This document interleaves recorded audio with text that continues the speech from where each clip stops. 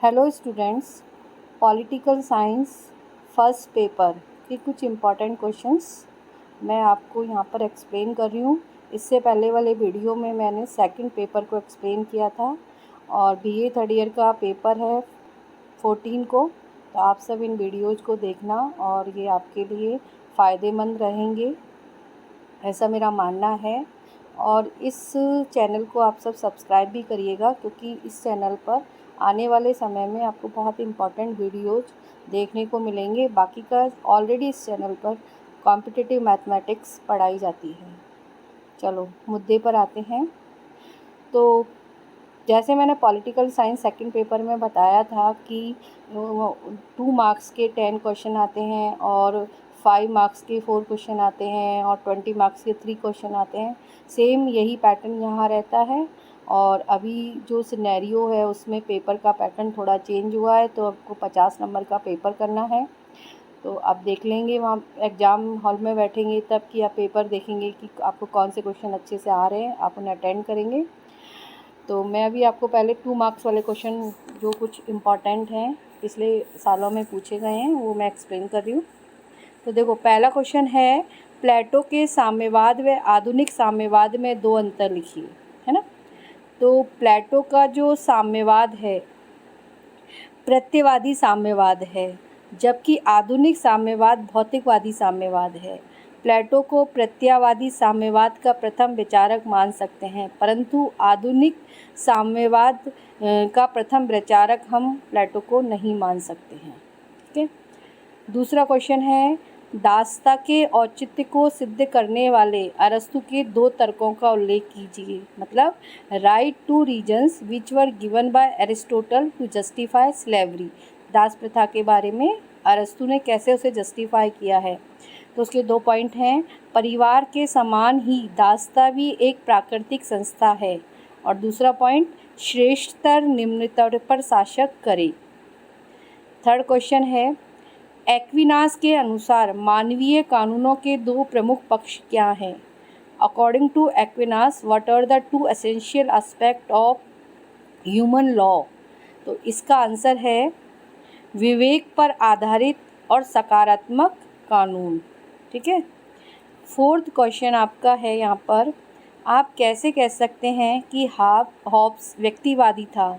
इसके कोई 2 तर्क दीजिए। तो इसके आंसर आप ये लिख सकते हैं, राज एक कृत्रिम संस्था है, और दूसरा, राज साधन व्यक्ति साध्य है।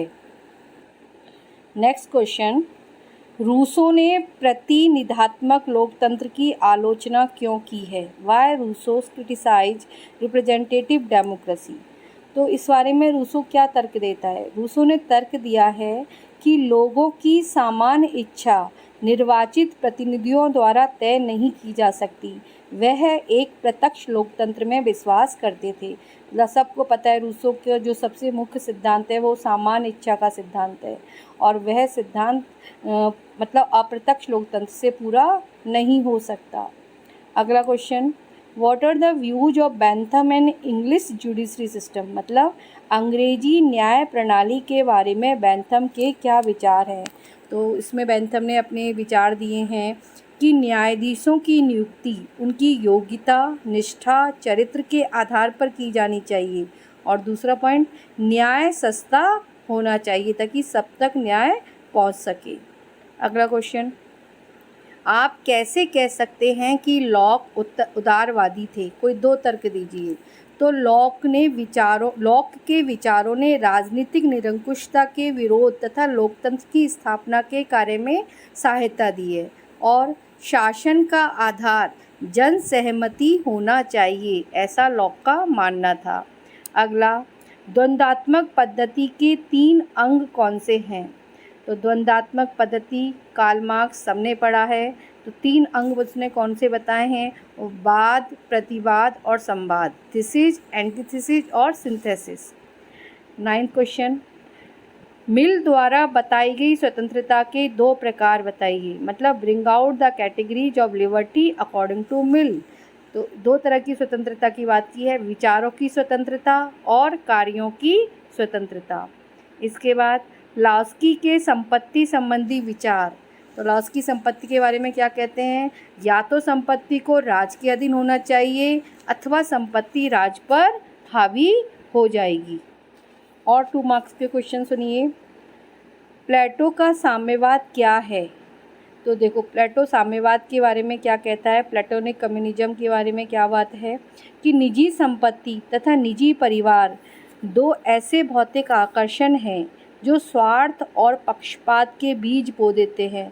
अतः प्लेटो अभिभावक वर्ग को पतन से बचाने के लिए साम्यवाद के साधन को अपनाता है, जो आत्मिक सुधार का केवल एक भौतिक व आर्थिक अनुपूरक साधन है। और क्वेश्चन अगला, अरस्तु के अनुसार क्रांति का अर्थ बताइए। मतलब रिजोल्यूशन अकॉर्डिंग टू एरिस्टोटल। तो अरस्तु के अनुसार क्रांति का अर्थ है संविधान में परिवर्तन। संविधान में पूर्ण परिवर्तन के फलस्वरूप राज्य का सामाजिक, आर्थिक, राजनीतिक और प्रशासनिक स्वरूप बदल जाता है। अगला, एक्विनास ने यूनानी एवं मध्ययुगीन चिंतन में समन्वय कैसे स्थापित किया? How did Aquinas synthesise Greek and medieval thoughts? तो एक्विनास ने विभिन्न विधि वक्ताओं, धर्मशास्त्रियों, ईसाई प्रचारकों, चर्च और राज के समर्थकों के विभिन्न और परस्परी विरोधी विचारों और दृष्टिकोण में समानता लाने का प्रयास किया। इसी वजह से एक्विनास को मध्ययुग का महानतम समन्वयवादी विचारक माना जाता है। नेक्स्ट क्वेश्चन, हॉब्स के द्वारा दिए गए प्राकृतिक अधिकारों में से कोई 4 लिखिए। क्योंकि हॉब्स का मानना था कि हर व्यक्ति के अपने आप को बचाने के लिए, अपनी सुरक्षा के लिए कुछ प्राकृतिक अधिकार उसे अपने आप मिलते हैं। और वो कौन कौन से हैं? अन्य को कष्ट देना, लूटपाट करना, हत्या करना, अराजकता, ये सब प्राकृतिक अधिकारों की श्रेणी में हॉब्स ने माना है।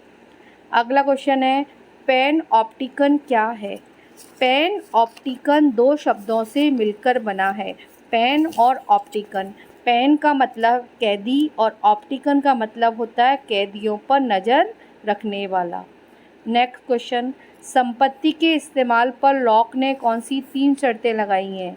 तो देखो, पहली शर्त, व्यक्तिगत श्रम निजी संपत्ति का स्रोत है। राज निजी संपत्ति के अधिकार का उल्लंघन नहीं कर सकता। और थर्ड, संपत्ति का अधिकार एक प्राकृतिक अधिकार है। और क्वेश्चन, अतिरिक्त मूल्य को परिभाषित कीजिए। तो कार्ल मार्क्स का सिद्धांत है ये। उसमें कार्ल मार्क्स क्या कहता है? मार्क्स के अनुसार अतिरिक्त मूल्य उन 2 मूल्यों का अंतर होता है जिसे श्रमिक उत्पन्न करता है और जिसे वह वास्तव में पाता है। मतलब जो श्रमिक का मेहनताना है और जो श्रमिक ने उत्पन्न किया है, प्रोड्यूस किया है, उसके बीच का जो अंतर है वो अतिरिक्त मूल्य कहलाता है। अगला क्वेश्चन, रूसो प्रतिनिधित्व के आनुपातिक सिद्धांत को प्रायिकता क्यों देता है? क्यों देता है भाई वो? क्योंकि आनुपातिक प्रतिनिधित्व, प्रोपोर्शनल रिप्रेजेंटेशन में जनता के विचारों की एकताओं तथा विभिन्नताओं को गणित रूपी यथार्थता से प्रतिबिंबित किया जा सकता है। अगला, मिल का मितव्ययीकरण बताइए। Felicific calculus as given by J.S. Mill. तो देखो, फैलिपिक कैलकुलस बेंथम द्वारा तैयार किया गया एक एल्गोरिथम था जो किसी विशिष्ट क्रिया से प्रेरित होने की संभावना की मात्रा या आनंद की गणना के लिए तैयार किया गया था, लेकिन मिल ने इसमें नैतिकता पर जोर दिया। मतलब था तो ये बेंथम का, लेकिन बाद में मिल ने इसे किससे जोड़ा? नैतिकता से। ठीक है। नेक्स्ट क्वेश्चन, लॉस्की द्वारा स्वतंत्रता के कोई 3 प्रकार बताइए। तो देखो, लॉस्की ने स्वतंत्रता के कोई से 3 कौन से प्रकार बताए हैं? व्यक्तिगत, राजनीतिक और आर्थिक। अब हम चलते हैं 5 मार्क्स वाले क्वेश्चंस पर, है ना। तो देखो, पहला क्वेश्चन, प्लेटो संगीत के विषय में क्या कहता है ना। संगीत मतलब म्यूजिक के बारे में क्या विचार हैं? तो प्लेटो ने व्यायाम व संगीत की शिक्षा को विस्तृत अर्थ में स्वीकारा है। एक स्वस्थ शरीर में ही स्वस्थ मस्तिष्क रह सकता है। अतः व्यायाम की शिक्षा आत्मबल की वृद्धि करती है और इस व्यायाम के साथ ही प्लेटो ने संगीत की शिक्षा को भी विद्यार्थियों के लिए बहुत महत्वपूर्ण माना, है ना। संगीत की शिक्षा में गायन विद्या के अलावा समस्त कलाओं, साहित्य एवं संस्कृति के अध्ययन को सम्मिलित किया। उसने संगीत की शिक्षा में गणित, ज्योमिति तथा प्रारंभिक विज्ञान को भी सम्मिलित किया। संगीत विचार शक्ति का विकास करता है। इस तरीके से प्लेटो ने अपनी शिक्षा के सिद्धांत में व्यायाम व संगीत की शिक्षा शरीर एवं विचार शक्ति में संतुलन स्थापित करके मानव व्यक्ति को पूर्णता देती है, इस प्रकार के विचार प्रकट किए थे। सेकंड 5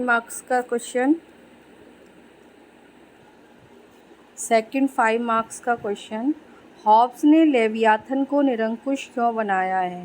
मतलब why does Hobbes sell for an absolutist Leviathan? तो देखो लेवियाथन हॉब्स का द्वारा लिखा गया ग्रंथ है, तो उसने उसे इतना मतलब एब्सोल्यूटिस्ट क्यों कहा है, क्यों बना दिया उसे? तो सुनो इसके बारे में। हॉब्स के ग्रंथ लेवियाथन का शीर्षक एक विशालकाय जीव की ओर संकेत करता है। JWN वॉटकिंस के अनुसार लेवियाथन ओल्ड टेस्टामेंट में वर्णित ऐसा विशालकाय, अति शक्तिशाली व अपराजेय मगरमच्छ है जो सभी अन्य जंतुओं का राजा है। अन्य जंतु उसे पराजित करने की महत्वाकांक्षा तो रखते हैं, किंतु व्यवहारिक दृष्टि से वे उसकी अधीनता स्वीकारते हैं, क्योंकि यही उनकी आत्मरक्षा के हित में है। हॉब्स ने इस रूपक द्वारा यह सिद्ध करना चाहा है कि मनुष्यों के हित में है कि वे लेवियाथन सरीखे शक्तिशाली राज्य की अधीनता की जरूरत को स्वीकार लें तथा अपने अस्तित्व को बनाए रखें और उसका विरोध करने की अथवा उसे पराजित करने की मूर्खता नहीं करें। नेक्स्ट क्वेश्चन, अरस्तु को राजनीतिक विज्ञान का पिता कहा गया है, 4 कारण बताइए, है ना। तो फादर ऑफ पॉलिटिकल साइंस। तो देखो, राजनीतिक अवधारणाओं के इतिहास में अरस्तु का विशेष महत्व इस तथ्य में निहित है कि उसने राजनीति को एक स्वतंत्र विज्ञान का चरित्र प्रदान किया है और इसीलिए उन्हें पहला राजनीतिक वैज्ञानिक भी माना जाता है।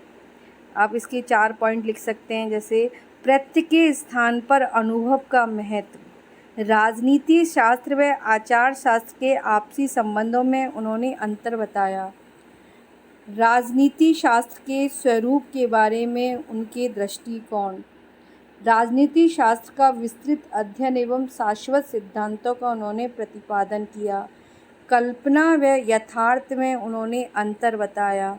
तो ये ऐसे पॉइंट हैं जिनके आधार पर हम ये कह सकते हैं कि अरस्तु राजनीतिक विज्ञान के जनक हैं।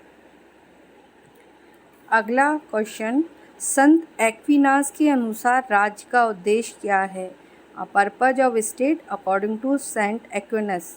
तो एक्विनस ने अरस्तु के इस विचार से सहमति प्रकट की है कि राज्य एक प्राकृतिक एवं स्वाभाविक संस्था है और राज्य का अस्तित्व शुभ जीवन प्रदान करने के लिए है, अतः राज्य यही लौकिक जीवन को सुखमय बना सकता है। एक्विनास का यह भी मत है कि समस्त सृष्टि के एक अंग के रूप में राज की उत्पत्ति का स्रोत भी ईश्वरीय सत्ता है, अतः राज के अंतर्गत एक सभ्य ईसाई जीवन संभव है और इस दृष्टि से लौकिक क्षेत्र में राज को पर्याप्त अधिकार प्राप्त होने चाहिए, किंतु आध्यात्मिक विषयों में राज को चर्च का अनुकरण करना चाहिए। अगला क्वेश्चन, प्लेटो के न्याय सिद्धांत की विशेषताएं बताइए, है ना।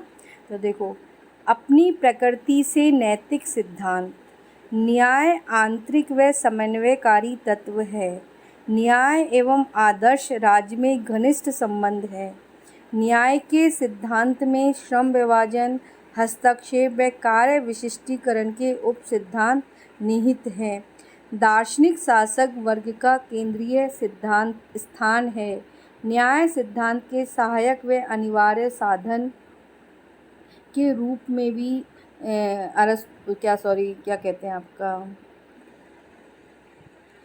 के रूप में शिक्षा तथा साम्यवाद को स्वीकार किया है। नेक्स्ट क्वेश्चन, मैकियावेली के उन विचारों को रेखांकित कीजिए जिनके कारण उन्हें राजनीतिक चिंतक कहा जाता है। तो देखो, नैतिकता व धर्म से राजनीति का पृथक्करण किया उन्होंने, आगमनात्मक व ऐतिहासिक पद्धति को अपनाया, मानव संबंधी विचारों में उन्होंने यह बताया कि मानव स्वभाव से निकृष्ट होता है और मानव को अपने भाग्य का निर्माता उन्होंने कहा, और राष्ट्र राज्य का समर्थन किया, शक्तिशाली राजतंत्र का समर्थन किया, बौद्धिक पुनर्जागरण का प्रभाव भी उनके चिंतन पर पड़ा। नेक्स्ट क्वेश्चन, हॉब्स की संप्रभुता की अवधारणा क्या है? मतलब हॉब्स कॉन्सेप्ट ऑफ सॉवरेनिटी। तो हॉब्स ने संप्रभुता की परिभाषा इस प्रकार की है: संप्रभु वह शक्ति है जिसको एक विशाल जनसमूह ने स्वेच्छापूर्वक एक दूसरे से समझौता करके इस उद्देश्य से अपना कर्ता बना लिया है कि वह उनकी शांति और सुरक्षा के लिए उन सबकी समस्त शक्तियों व साधनों का आवश्यकता अनुसार प्रयोग कर सकता है। मतलब इस परिभाषा से स्पष्ट है कि हॉब्स ने संप्रभु के माध्यम से संप्रभुता को स्पष्ट किया है। बाकी का उन्होंने बोला संप्रभुता के बारे में कि वह नागरिक समाज का अनिवार्य अंग है, समस्त विधेयात्मक कानूनों का स्रोत है, संप्रभुता सर्वोच्च व निरंकुश है, संपूर्ण अधिकार संप्रभु में निहित होते हैं, न्याय का एकमात्र स्रोत संप्रभुता होती है, युद्ध व शांति का निर्णायक होती है, नैतिकता का स्रोत होती है। तो ये तो थे 2 मार्क्स और 5 मार्क्स वाले क्वेश्चंस, जिनको आप सब एक बार ज़रूर देख कर जाइएगा।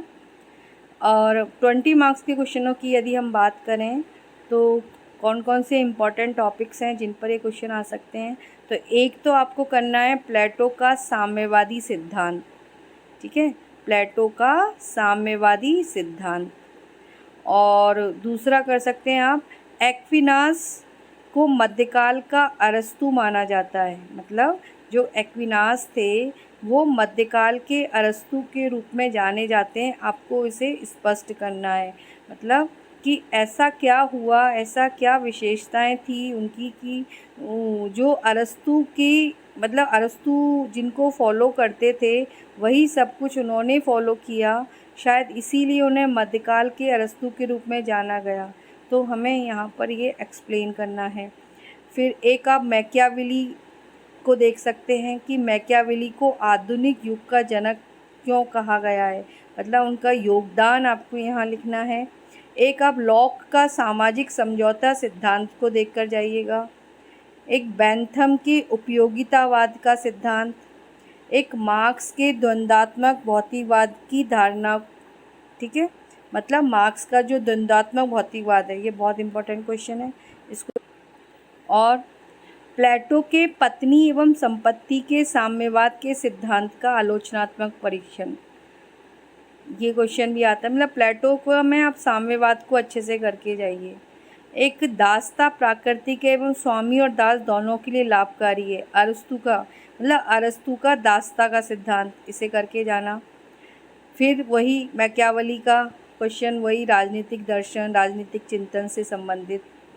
फिर लॉक का सामाजिक समझौता सिद्धांत, फिर मिल का उपयोगितावाद का सिद्धांत, और कार्ल मार्क्स में से वर्ग संघर्ष का सिद्धांत, ठीक है। मतलब कार्ल मार्क्स का द्वंद्वात्मक भौतिकवाद और वर्ग संघर्ष, इनमें से एक क्वेश्चन आ सकता है आपका। और मिल में से उपयोगितावाद का सिद्धांत आ सकता है, लॉक में से सामाजिक समझौते का सिद्धांत। तो ये कुछ क्वेश्चन है जिन टॉपिक्स को आप, वैसे तो आपके पास 2 दिन ही बचे हैं, लेकिन फिर भी आप इन टॉपिक्स को देख सकते हैं।